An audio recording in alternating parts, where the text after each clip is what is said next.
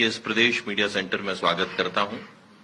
मुझे स्वागत करते हुए हर्ष होता है कि आज भारतीय जनता पार्टी के वरिष्ठ नेता एवं मध्य प्रदेश शासन में मंत्री आदरणीय श्री प्रहलाद पटेल जी भाई साहब हम सबके मध्य उपस्थित हैं। मैं माननीय प्रहलाद पटेल जी से आग्रह करता हूं कि कृपया इस पत्रकार वार्ता का संबोधन प्रारंभ करें। मैं अपनी तरफ से और अपनी पार्टी भारतीय जनता पार्टी की तरफ से भोपाल के इलेक्ट्रॉनिक मीडिया, प्रिंट मीडिया और फोटो जर्नलिस्ट सभी का हृदय से स्वागत करता हूं।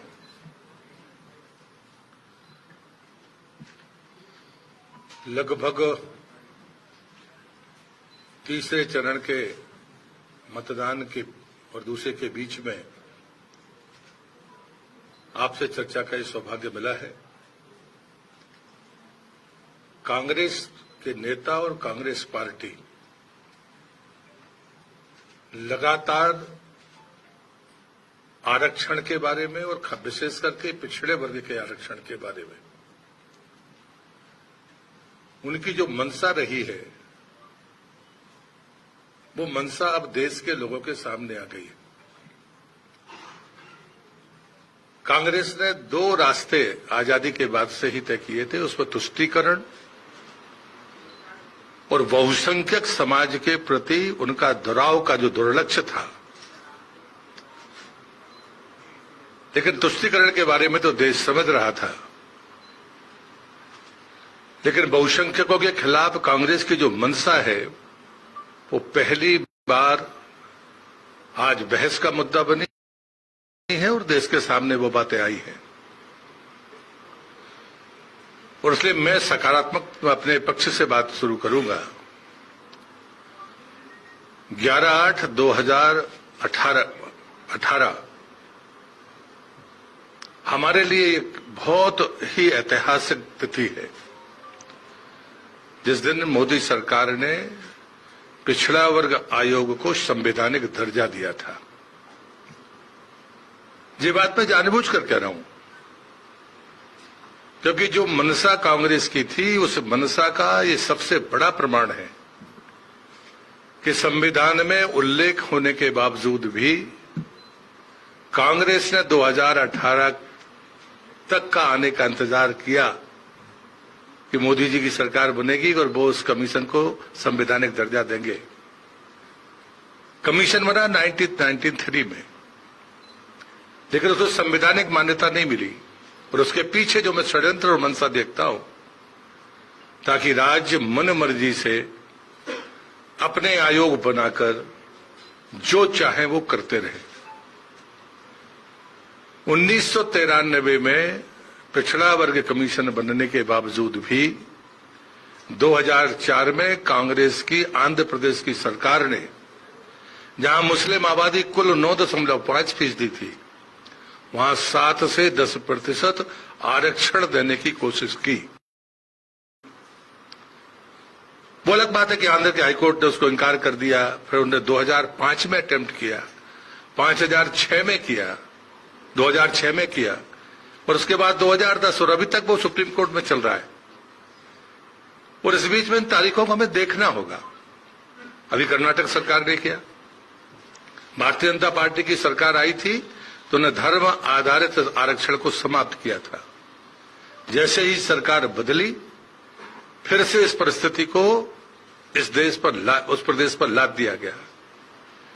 लेकिन ये बात सही है कि अब संवैधानिक दर्जा पिछड़ा वर्ग कमीशन को है तो उसने वहां के चीफ सेक्रेटरी को नोटिस दिया है।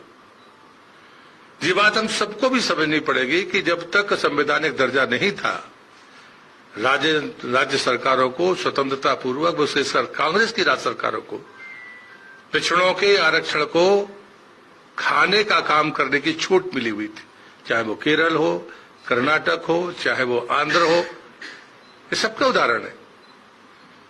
और इसलिए मैं ये कहता हूं कि कहीं ना कहीं सिर्फ पिछड़ों के आरक्षण पर डाका नहीं डाला कांग्रेस ने, बल्कि SC, ST और पिछड़े सभी आरक्षणों पर डकैती की है। और उसका सबसे अच्छा उदाहरण है अलीगढ़ मुस्लिम विश्वविद्यालय का, जहां न्यायालय के फैसले के विरुद्ध जाकर SC, ST और OBC के आरक्षण को समाप्त किया गया। और इसलिए ये जो मंशा है, ये मंशा आज देश के सामने है। माननीय पूर्व प्रधानमंत्री मनमोहन सिंह जी का बयान, अब कांग्रेस उसको झुठला नहीं पा रही है, लेकिन वो बयान था कि इस देश की संपत्ति पर पहला अधिकार मुसलमानों का है। लेकिन हमारे प्रधानमंत्री ने गर्व के साथ कहा कि इस देश की संपत्ति पर पहला अधिकार गरीबों का है। और इसलिए मुझे लगता है कि ये जो बहस है, ये सिर्फ बहस नहीं है, इसने कांग्रेस के नेता, कांग्रेस पार्टी दोनों के चरित्र को उजागर किया है। मैं इस अवसर पर इसलिए डॉक्टर अंबेडकर को कोट कर रहा हूं। 27 अक्टूबर 1991 में जब उन्होंने कहा था कि मुसलमानों, पंडित नेहरू हमेशा मुसलमानों का पक्ष लेते, साथ में उन्होंने लाइन कही थी कि मैं मुसलमानों का विरोधी नहीं हूं, लेकिन जिनको संरक्षण मिलना चाहिए उनको मिलना चाहिए। ये तुष्टीकरण और बहुसंख्यक वर्ग के विरुद्ध कांग्रेस की मंशा अब व्यापक तरीके से जनता के बीच में आई है। और इसलिए मैं मानता हूं कि ये जो निर्णय है, ये निर्णय देश को कमजोर करने वाले निर्णय हैं, लोकतंत्र को आहत करने वाले निर्णय हैं, हमारी संवैधानिक मान्यताओं को चकनाचूर करने वाले निर्णय हैं कांग्रेस के। और इसलिए इसकी जितनी निंदा हो जाए वो कम है, लेकिन देश के बहुसंख्यक समाज को, वो SC हो, ST हो, OBC हो, उसको जागना होगा कि जब संविधान निर्माताओं ने धर्म आधारित आरक्षण को स्वीकार नहीं किया था, उसके बावजूद भी आप लगातार ये प्रयास कर रहे हैं कि देश के संविधान को चुनौती देना है, उसे नुकसान पहुंचाना है। ये लोकतंत्र के लिए खतरा है। आप अपनी जीत के लालच में संविधान को दरकिनार करें, ये कांग्रेस का ये प्रयास इस देश में हम सफल नहीं होने देंगे। और मैं इस अवसर पर कहूंगा कि कहीं ना कहीं कांग्रेस के नेताओं के बारे में दिनकर की वो पंक्ति जरूर महत्वपूर्ण मुझे लगती है, जब नाश मनुष्य पर छाता है पहले विवेक मर जाता है। व्यक्तियों का तो ठीक है, यहां तो पूरी पार्टी लगातार इस गलतियों को दोहराने का अपराध कर रही है। और इसलिए मुझे लगता है कि देश को ताकत के साथ खड़ा होना होगा, खास करके वो बहुसंख्यक समाज SC, ST और OBC। मैं आपके माध्यम से प्रार्थना करूंगा उसे इस कांग्रेस की मंशा को ध्वस्त करने के लिए ताकत के साथ इस यज्ञ में अपनी आहुति डालनी चाहिए, ताकि हम संवैधानिक मान्यताओं का, अपने लोकतंत्र का की रक्षा कर सके और इन षड्यंत्रों को विफल कर सके। मुझे कितना ही कहना है, कुछ आप पूछेंगे तो मैं जरूर जवाब दूंगा। विनोद जी, क्या आपको लगता है कि मध्य प्रदेश में 2 चरण का चुनाव हुआ है, वहां पर SC, ST और OBC का मतदान कम हुआ है? नहीं, ऐसा बिल्कुल नहीं है। सब जगह पर, चाहे बालाघाट हो, छिंदवाड़ा हो, होशंगाबाद हो, मतदान प्रतिशत में सेग्रीगेट करने की कोई व्यवस्था वैसी नहीं है। लेकिन जो क्षेत्रों में चुनाव हुए हैं वहां पर बड़ी संख्या में पिछड़ा वर्ग मतदाता है, जिसने भरपूर समर्थन भारतीय जनता पार्टी को भी दिया है, मतदान भी किया है। राजीव जी, केरल, कर्नाटक, आंध्र। केरल में 30% है, जिसमें उन्हें पहले 8% किया था, बाद में फिर 32% यहाँ पे कर्नाटक ने किया। जी, मैं ये पूछना चाहता हूँ कि राजनीति में जिस तरह की बयानबाजी हो रही है, आपने मोदी की और संख्या बात की, किसने क्या काम किया, मैं आपसे ये जानना चाहता हूँ कि राजनीति में जिस तरह बयानबाजी, जनाजा और मंगलसूत्र, इस तरह की, तो आपने भी बड़ी राजनीति की है, तो आपको लगता है कि इस तरह के बयानबाजी होना चाहिए राजनीति में? मुझे लगता है कि पहले ये भी कांग्रेस से पूछना चाहिए कि राहुल गांधी प्रधानमंत्री के बारे में जो टिप्पणी करते हैं वो अमर्यादा क्या सही है? ये तो मुद्दों की बात है कि हम क्या उदाहरण देते हैं, लेकिन जिनने कभी मंगलसूत्र नहीं पहना वो मंगलसूत्र की दुहाई देते हैं। तो ऐसी बातें मुझे लगता करनी नहीं चाहिए। दोनों पार्टियों की बात। ठीक है। संतोष जी, अब की बार 400 पार विधानसभा में आपसे भी पूछा गया, सभी पदाधिकारियों से पूछा गया, अब की बार तो किसी ने जवाब नहीं दिया, लेकिन बहुमत आएगा ये तय था। लेकिन अब की बार 400 पार में आपको ऐसा नहीं लगता कि कार्यकर्ता और पदाधिकारी संगठन बिल्कुल निश्चित हो गया कि अब की बार तो 400? नहीं, मुझे लगता है कि विधानसभा में मैंने कहा था मैं सही रहा ना, मैंने अपना स्टैंड नहीं बदला। संकल्प होता है, संकल्प का आधार है, और ये संकल्प 2014 में हमने जो तय किया वो हमने प्राप्त किया, 19 में कहा वो प्राप्त किया, 24 में तय किया है, प्राप्त करेंगे।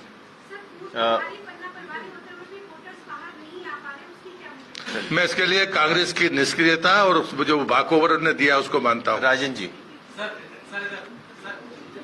बोलिए, राजेंद्र रायकवाड़ जी।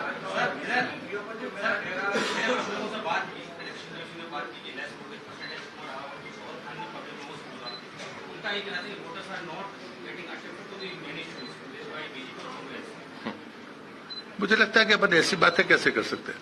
मैं दूसरी बात कहता हूँ, हम मतदान के लिए पक्ष देखते हैं और उसकी प्रतिकूलता देखते हैं। प्रतिकूलता दिखती थी, गर्मी है, विवाह है, लेकिन कांग्रेस अगर घर बैठी रहे वो वोट ही डालने न जाए तो इतना प्रतिशत तो थोड़ा 1-2% का अंतर आ ही सकता है। धनोतिया जी।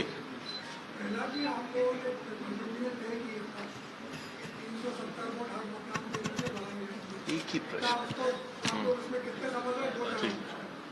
ये तो मूल्यांकन करेंगे, आप भी करेंगे, हम भी करेंगे।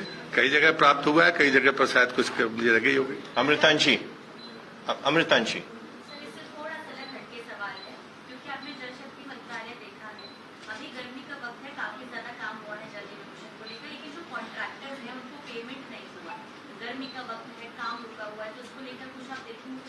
अब देखिए, अभी तो मैं कोई आश्वासन नहीं था, लेकिन ऐसे मामले अधिकारी स्तर पर बिल्कुल पहली प्राथमिकता में सुलझाए जा रहे हैं। ये काम कभी नहीं रुका, शायद निर्वाचन आयोग ने भी इसको रोका नहीं, पिछली बार भी हमने परमिशन ली थी। ये उनके पेमेंट में कोई ऐसा व्यवधान नहीं है, कोई होगा तो निश्चित रूप से उसमें प्राथमिकता के साथ होगा, क्योंकि पानी प्राथमिकता है सरकार की। सुचन्ना जी। प्रहलाद जी, दिग्विजय सिंह बोल रहे हैं कि भाजपा का उनका इन्फ्लुएंस भाजपा पे बहुत ज्यादा है। 15 मिनट का एड्रेस में अमित शाह जी 17 बार उनका नाम लिया। तो उन्हें तो खुश होना चाहिए, मैं भी उनका बहुत सम्मान करता हूँ, धन्यवाद देता रहता हूँ। राकेश जी। राकेश। इसके साथ ही एक सवाल ये है कि 12 सीट का समीकरण देख पा रहे हैं, और जो छिंदवाड़ा और राजगढ़ जो वर्ड टीम है, वहाँ के क्या समीकरण है? यदि आप जीत गए तो क्या लीड का कोई आकलन किया गया? छिंदवाड़ा तो हो गया, और मैं पहले दिन से कहता था कि कंट्रीब्यूट करने के लिए सिर्फ छिंदवाड़ा है। राजगढ़ में आज राघोगढ़ विधानसभा में ही मैं जाऊंगा आपसे बात करने के बाद। लीड का कोई आकलन नहीं, मुझे लगता है कि मैं ऐसी बातें मैं तो कभी करता नहीं हूं, पर राजगढ़ हमारी परंपरागत सीट है जहां संगठन का दबदबा आज से नहीं, जनसंघ के समय से। नितिन जी। पहला ऐसा चुनाव हो रहा है बड़े लंबे समय बाद, आप चुनाव मैदान में नहीं है, थोड़ा सा अधूरापन लगा किसको? आपको भी लोकसभा। अच्छा, आप हमें आराम से जीने देना नहीं चाहते?